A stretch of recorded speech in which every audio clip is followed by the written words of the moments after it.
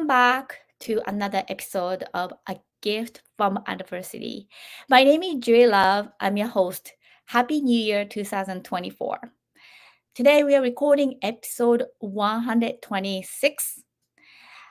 Before I introduce my guest, I want to introduce my book, which is the same title as this podcast. It's called A Gift from Adversity. The subtitle of this book is Overcoming Sexual Abuse, Domestic Violence, Bullying, and Homelessness. After I published this book in 2020, I got a lot of messages from all over the world, and people are willing to share their adversity and stories. So, 2022, I decided to create this platform and podcast where people can come in and talk about the adversity, but not only the adversity, but also the tools that people use to overcome and a gift that came from it. And it's been very wonderful sharing the stories from all over the world. So let's invite our guest today. Hello, how are you doing, Sandy? Very well. Thank you. Thanks for having me on your show.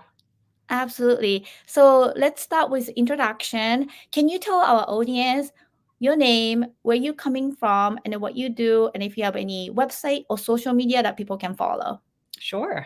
My name is Dr. Sandra Musial, and I'm an MD. I live in East Providence, Rhode Island, and I have a Facebook and an Instagram that have the same handle. It's at Plant Docs PVD, and I have a YouTube channel that's at Plant Docs, and the website is the same name, plantdocspvd.com.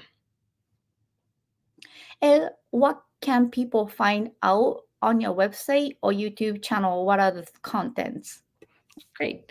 So every day I post on Facebook and Instagram either a recipe that I made that was really delicious or an idea I have for eating healthy, being well, and also announcements when our next program's coming up or our next cooking class.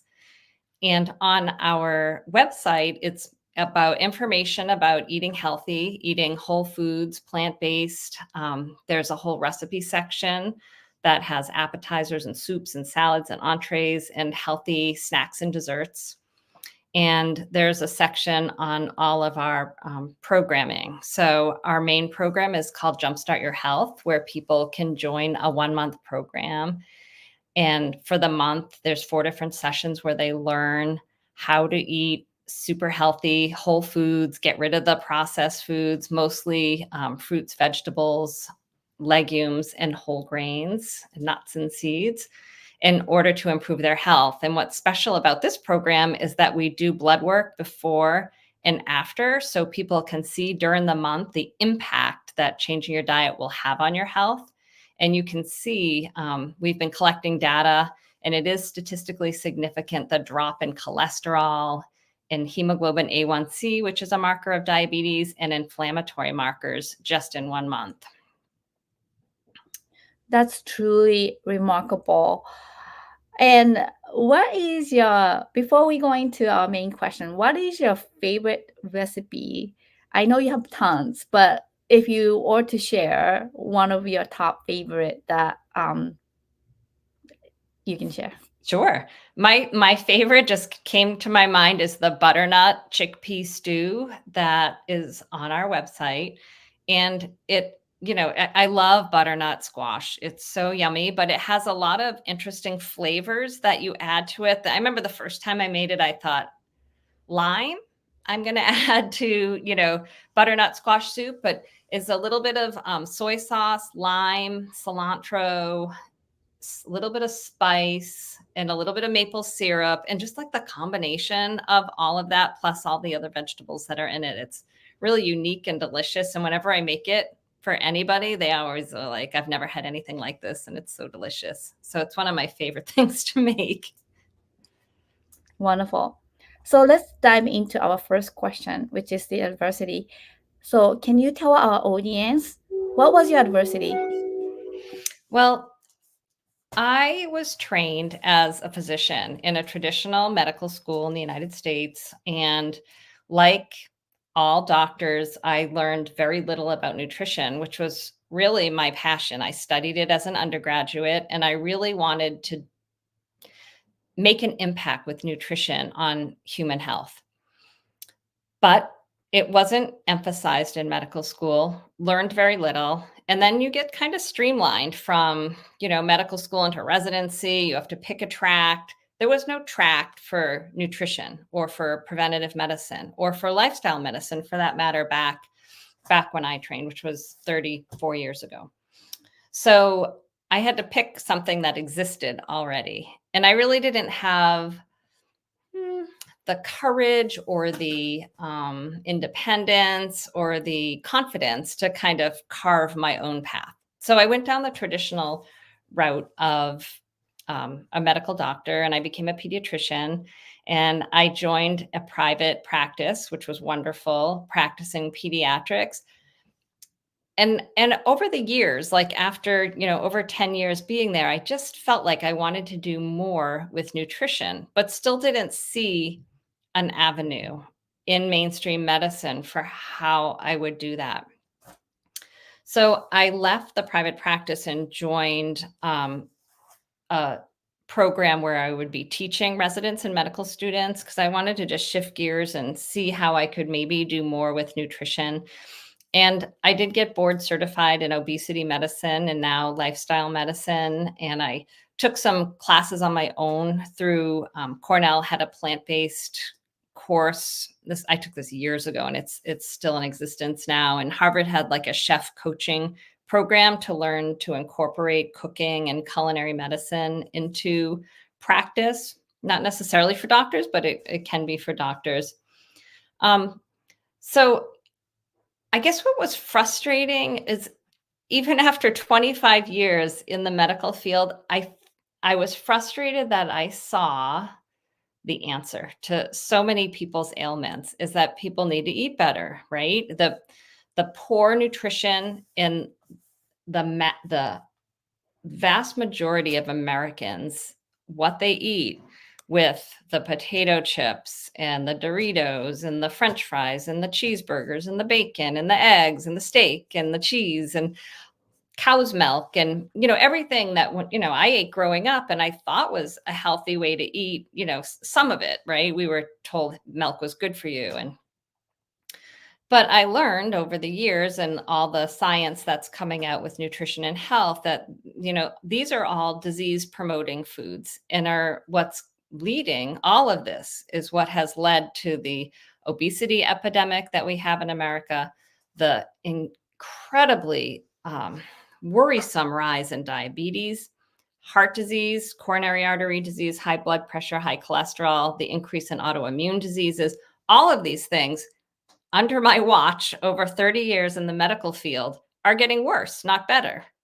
So it's so frustrating. We're in this country with the top medical care in the world, yet we have some of the worst statistics with chronic disease management. And what was even more frustrating was that I could see the answer that we need to change our nutrition, yet medical insurers and hospitals don't want to pay you to do this. There's no reward, even though you have all this education and expertise. There was no one to support you to do this work because it's not a drug that's going to bring in billions of dollars. If I were the inventor of Ozempic, I would be, a millionaire. But because I want to prescribe broccoli and kale and blueberries, there's nothing, money making in that. And in fact, if everyone were to eat this way, the hospitals, would lose a lot of money because they wouldn't be doing all these cardiac catheterizations and coronary artery bypass operations and obesity, the bariatric surgery for obesity medicine. This is bringing in billions of dollars to hospitals. So it's very frustrating. I had to leave mainstream medicine in order to do what I thought was right in the medical field. Well, thank you so much, Sandy, for sharing this. And I just want to emphasize, and then my personal experience, which I had some chapter in here, I gave from adversity about my thyroid disease. So when I got thyroid hyper in Japan, that they had an operation and removed 70% of my thyroid when I was 20 years old in Japan.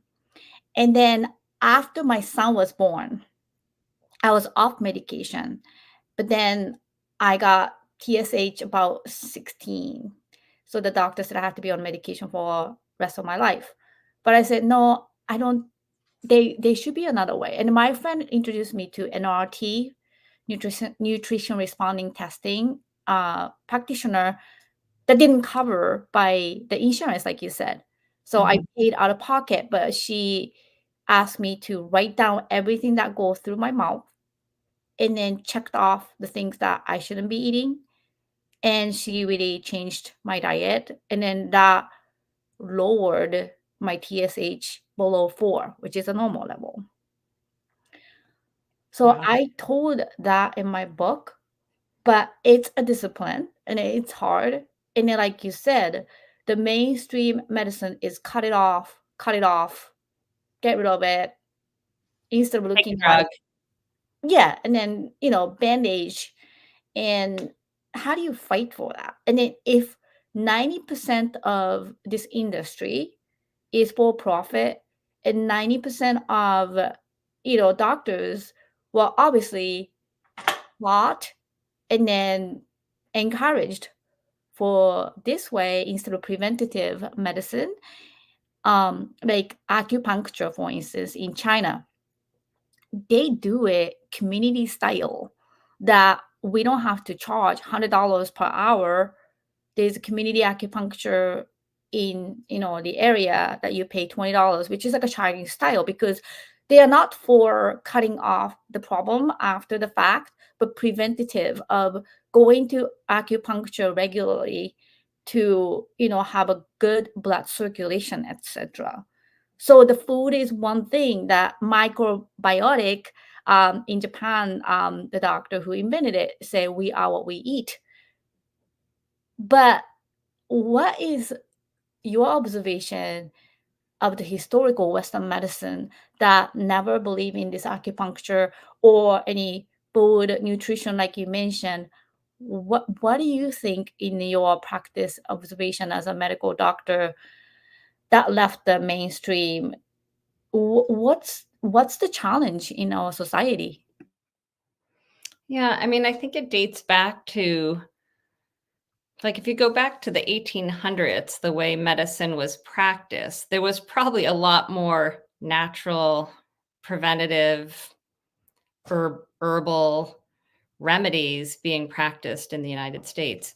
But I think, when antibiotics and other medications started to be used, that was embraced by the medical field, the science of therapeutics, like these pharmaceutical interventions. And so I think anything that wasn't kind of proven by science was poo-pooed. So a lot of the more natural remedies that maybe are effective and efficient and have been known for thousands of years in other countries weren't studied the way we study pharmaceutical drugs. So if they weren't studied, then they weren't going to be embraced by the medical community. So they would, and they would exile doctors that, were practicing, more natural approaches. They were frowned upon and kicked out of medical societies. I mean, even to this date, there's the we're not embracing nutrition in the current medical school education, and this seems like you are what you eat. It's so important.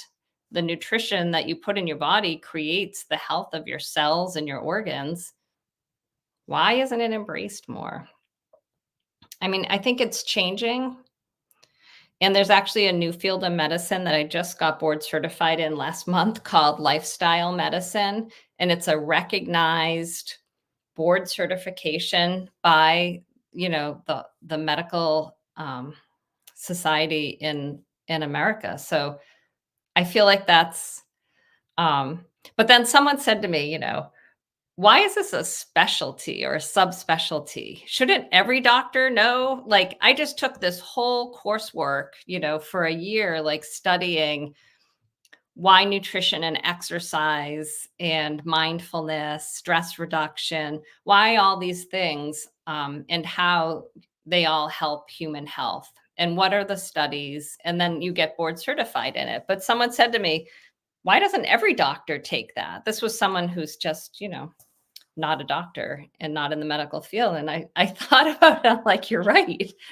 Why is it a subspecialty? It should be mainstream medicine, and every medical student should take the coursework I just took. It's pretty basic. It's interesting that you went all the way back to 1800 and natural remedy. And then when this antibiotics and then, artificial medication were introduced, that we or like relying on the miracles and stuff. I remember, I just want to share an interesting story with you. My grandfather used to catch a cobra, like a poison snake. It's called mamushi in Japan. And then he catches it from his head and then put it in a shochu, which is like a vodka, in like a bin. And then he marinates the poisoned snake in the vodka. And then we had like maybe 3 or 4 snakes under the kitchen counter, dead ones. And then they used this vodka remedy from the poisoned snake to burns, cuts, even for fever. So I actually never grew up with traditional medicine, but this poison snake vodka thing that my grandpa was making, and it's just like so interesting. Yeah, that wouldn't fly, right, with the medical community. But, it's things like that that need to be, studied and put to the test. There's some things we did that were probably, not effective, and we did them anyway. But then there's other things that have been studied and have been found to be effective. And those things are slowly getting more embraced by the medical community. Like acupuncture is beginning to get acceptance in mainstream medicine, where it was really poo-pooed, not that long ago. Reiki. And even like stress reduction, that seems like it seems like a no-brainer now. Like people were like, really? Stress can actually cause like an ulcer or high blood pressure? 30 years ago, it was not really accepted. But, now we understand there's science behind it. And there's science behind why when people meditate, it literally grows parts of your brain that help with relaxation and decision-making and memory. And it shrinks, literally, physically, when you meditate, shrinks parts of your brain that have to do with like overreactivity and excess emotional states and anxiety. So I love that, as a doctor, I do love the science and I want things to be proven. So I love that there's now this science that is supporting things that, people in Asia have been doing and have embraced for thousands of years. So I think there is like more of an integration between Eastern and Western philosophies. In the last 50 years, I think it's getting better. And I always thought, like, originally I wanted to go to like a school where I could learn both, like the best of everything. Like, why not learn traditional Chinese medicine and things that we, bring back those things that people have known for thousands of years, and the Western, new kind of medicine, and be able to, why shouldn't every human have access to all that knowledge, in this day and age and technology? Why can't we take the best of everything that works and use it? But I really gravitated to what I feel like is the most fundamental and important piece of human health that is so simple, and it's just eating natural food in its, original state and plant form. And that just seems to help so many conditions and prevent so many conditions. So question for you. So I know you have many, many traditional friends who went to the medical school and then still in the medical field. Do you get backlash? Do they block you? Do they like unfriend you? Like, no, do they say something mean to you? No, but I have to say, I've been doing this now for 30 years. I moved to Rhode Island 30 years ago in 1993 as a resident at the hospital. And I was nervous about that originally. When I was a pediatrician in the first 10 years of practice, I was thinking, I kept things to myself because I felt like I was an outlier, and that I was worried that I didn't want to be seen as some quack doctor, because there were some kind of, natural doctors in the state I heard what my partners and colleagues were saying about them, and I didn't want to be that person. And I felt like if I had left at that time and started plant docs at that time, I'm not sure it would have been embraced. I don't think people were ready back then. So I felt like I had to wait. And it just kind of unfolded organically that when Plant City opened, it's just a new-ish, it's opened in 2019. It's a plant-based food hall in Rhode Island that has 4 restaurants and a marketplace. And it has space for learning and community gatherings, yoga classes, cooking classes. And so that's how Plant Docs got off the ground. I didn't know how to get started, but that gave me kind of an avenue to, I'm going to start running these classes in this community space where people are gathering and embracing plant-based eating. And here I can teach them how to lower their cholesterol and their blood pressure in a restaurant, and do blood work. And so keep the medical piece of it. So I gathered the data, and I tried to keep it like in line with everything I've learned as a medical doctor. I really didn't want to do anything hokey or anything that wasn't really evidence-based. And so I feel like people were ready for it at this time. So my doctor friends are very admirable to what I'm doing. A lot of them have gone through the Jumpstart themselves for their own health. So I'm happy about that. I feel like there's always a timing for everything. Yeah. And people deny those factuals, and then the brainwash and propagandas and stuff, that until the mainstream or majority or some of the movements start to support these new ideas or maybe old ideas, that it's very hard to fight. Like you said, if you had left 10 years after that you had pediatric doctor practice, maybe it wouldn't be accepted. Maybe you had lost some friends, or maybe somebody said something mean to you, or just or worse, like some doctors are, they try to take their license away if they don't, so I didn't want to practice outside the scope of what was accepted by my profession, because I worked very hard to become a doctor, and I wanted to stay as a respected physician.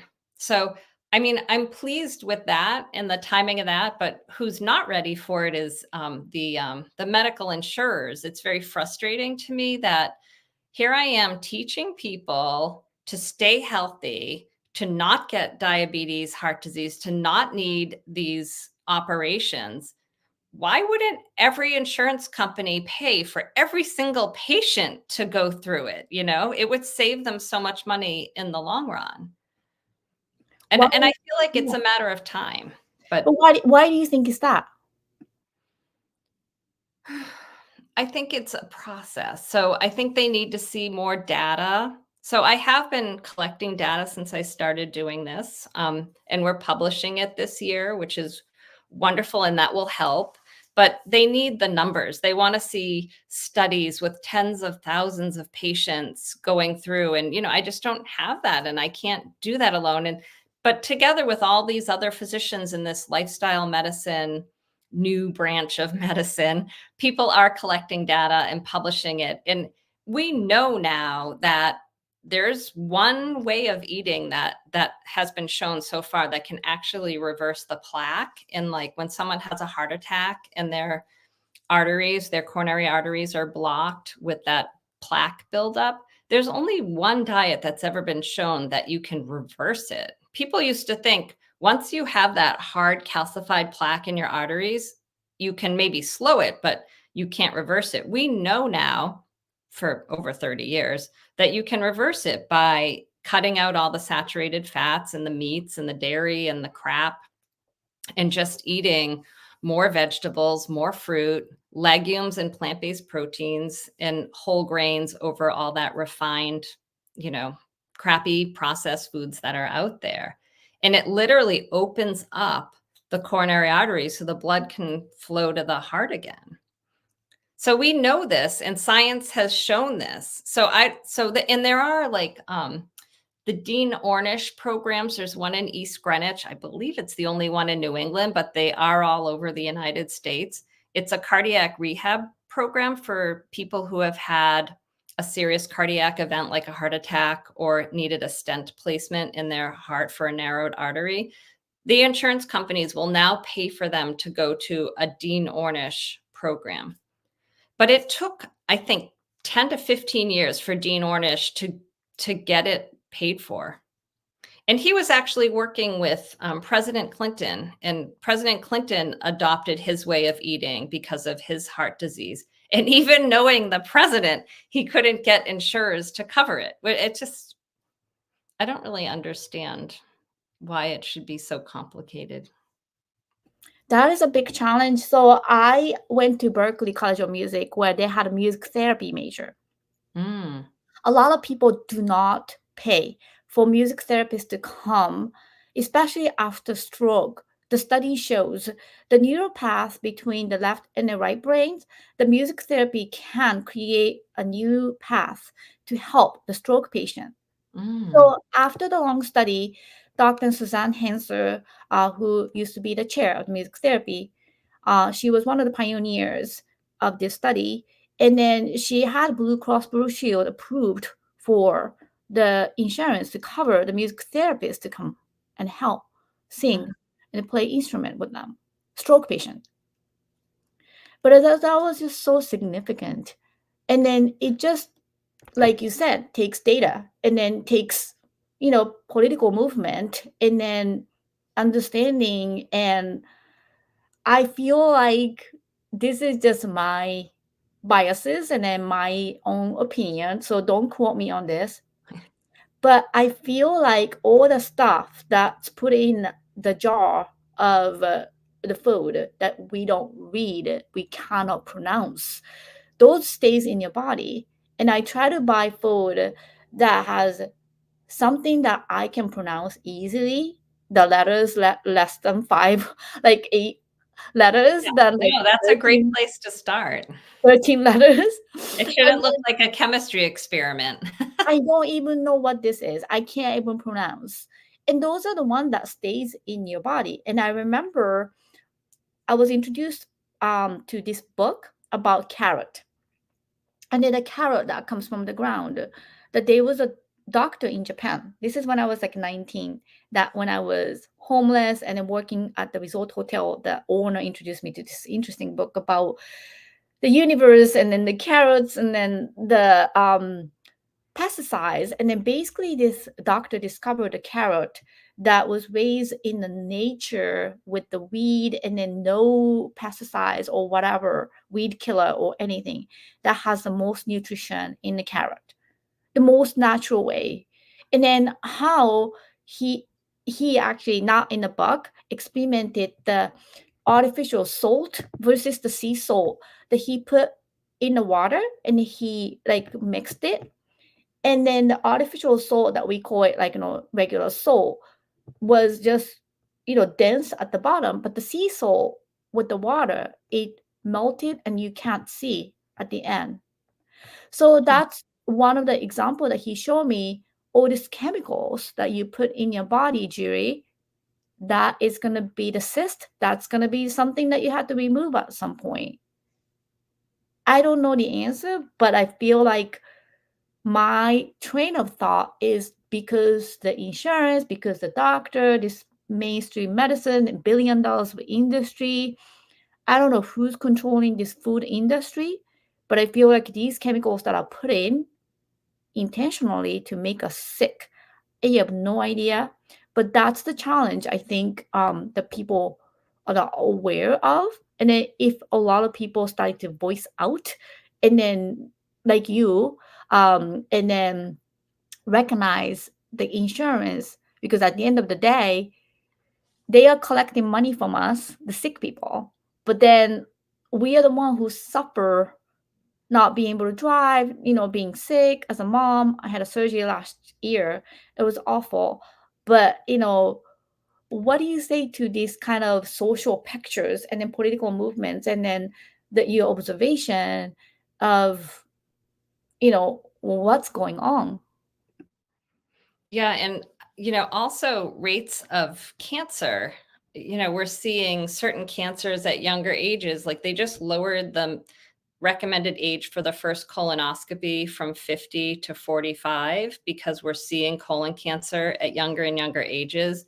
And we know colon cancer is directly related to the food we eat. A diet that's rich in fruits and vegetables and really high in fiber is much, beneficial and preventative for colon cancer. And eating processed red meats is a very known, well-known carcinogen for colon cancer. But I think also, all these additives and chemicals that you mentioned are contributing to cancers and the chemical exposure in the environments, the flame retardants that's on all our furnitures, and all the off-gassing from rugs and upholstery and mattresses that we spend a third of our life on. And there's just like on and on and on, these chemicals that, I think what's hard is I think originally they're added for good intention. I don't think they're added to make us sick intentionally. I don't think someone's trying to sabotage the human race, although we are. I think they're added initially because they don't want children to die in a fire I think it all started when people used to smoke in bed and they would fall asleep and the cigarette would burn the mattress. And so they came up, well, let's make the mattresses flame retardant so people don't die when they smoke in bed and drop their cigarette. I mean, it's ridiculous, right? But it hasn't gone away. And now there are laws in certain states. You can't buy a mattress without this gross flame retardant chemical that's seeped into the mattress. I was just trying to find one that was organic recently, and I had to order it from California. But my other point that I wanted to make about this was, so people in the know, which, there's more and more people that are becoming aware, like, oh, I need to read the ingredients because I want them to all be pronounceable, or I want to buy this expensive mattress from California because I don't, unfortunately, it's creating this disparity. So people with money and education and wealth have more access to these healthy things, and people that are historically underrepresented and from minority communities, they can't afford, of course, to order a mattress from California. They can't afford to buy certain kinds of foods. The cheap foods are the, 4 for $4 deal at the $4. You can go to some fast food restaurant and get some chemical laden, saturated fat, animal-based, gross, refined food, which I don't even think it should be called that. So yeah, we need to address that too. Is there any legislation or state or federal law or political movement that you are aware of for this? For food or for chemicals or? Well, any type of studies that you've been doing that would drastically change our industry or insurance type of things that any of the politicians are making a new bill, or if you're Yeah, aware not of. that I know of as far as nutrition. There's little things that pop up here and there, like a tax on sugary beverages, for example, that has was adopted in certain cities and towns, and then slowly, like a state will adopt it, and then they did it, for example, in I believe it was Berkeley, California. They had a for the city a tax on sugary beverages, and if the result, so then they follow the data, right, and the result showed that fewer people, you know, have the sugary sodas, that there's decrease in sales as a result of it. There's more, the money's put into education, so people are making healthier choices. And, you know, it's some people oppose that because they're like, oh, I want to be able to have my Coke. This is America. It's a free country. I want to be able to have what I want to have. But then people who don't know enough are the victims, the children or people that aren't educated to that it's an unhealthy thing.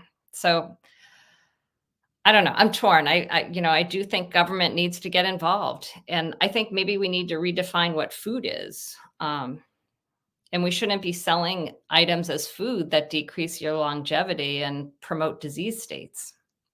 I mean, when you go to the supermarket, like you see this food that you don't call it maybe food, but then when you go to certain, like say Whole Foods, like you definitely see less of these chemicals in the product that they Right. put on their shelves by choice, right? So, and it's interesting that access of the wealth and then the poor, that I've experienced myself. I'm a single mom of two.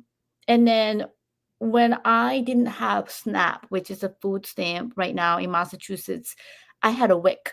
And a WIC actually do not allow you to shop at Whole Foods. Huh. And a WIC doesn't allow you to buy organic food. Really? Only Yeah. it only allows you to a certain brand that has ton of chemicals in it. Mm.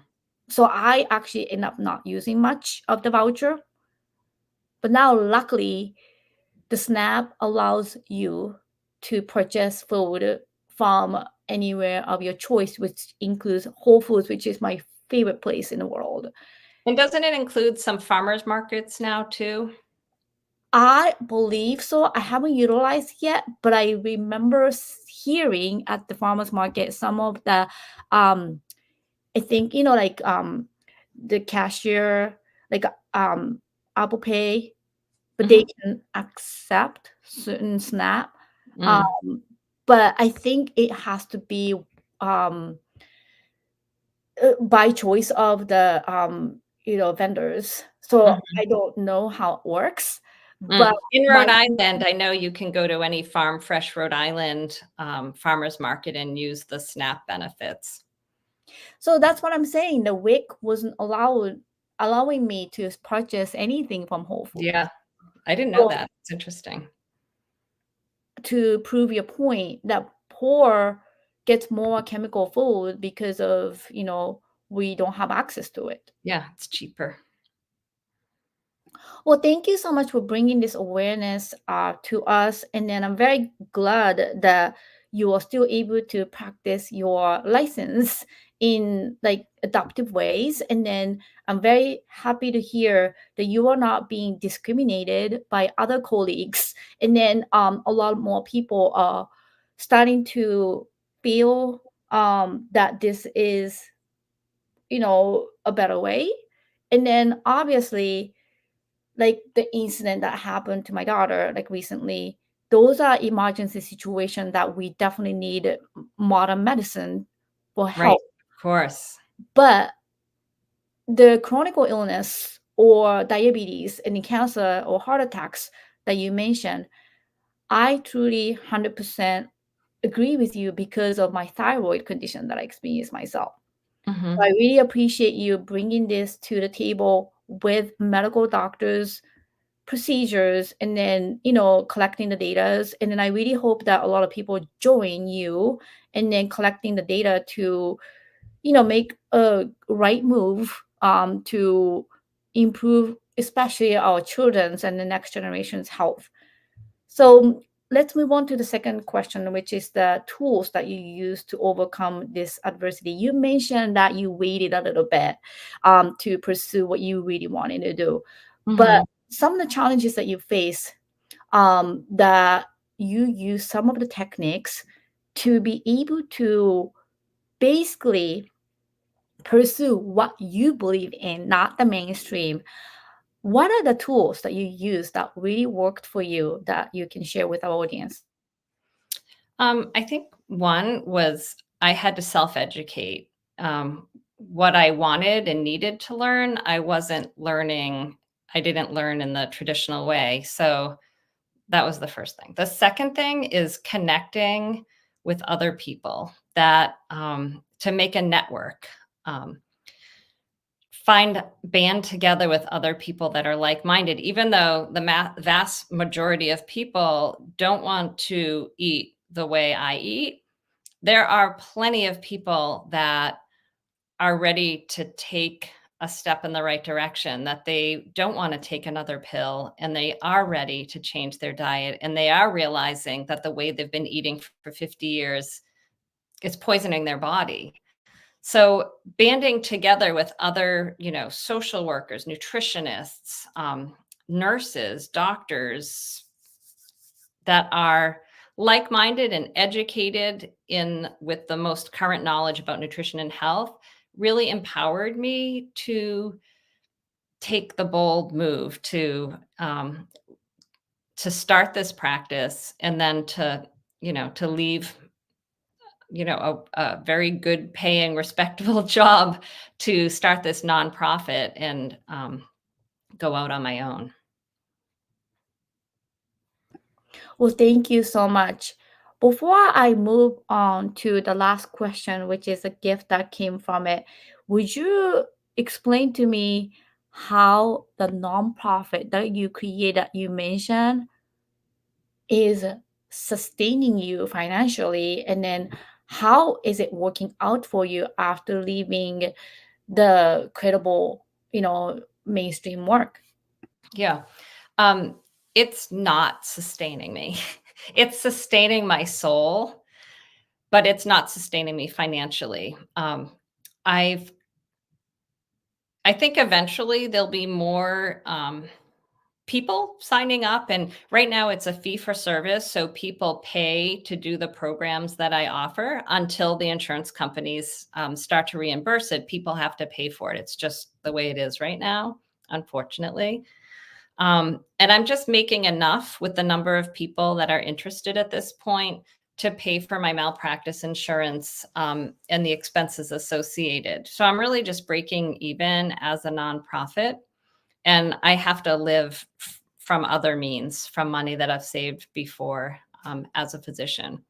So I haven't paid myself in 3 years since I started the nonprofit, but I haven't, I'm not in a deficit. It's breaking even, which is great. And it's getting busier. I have a couple people working for me now. So I'm making enough money to pay the people to help me communicate with everybody and spread the word and try to reach more people and help more people. And we had our first fundraiser this year, and all the money from that is going to scholarships. So we can um, have people come through the program that can't afford to pay the $250 for the month program.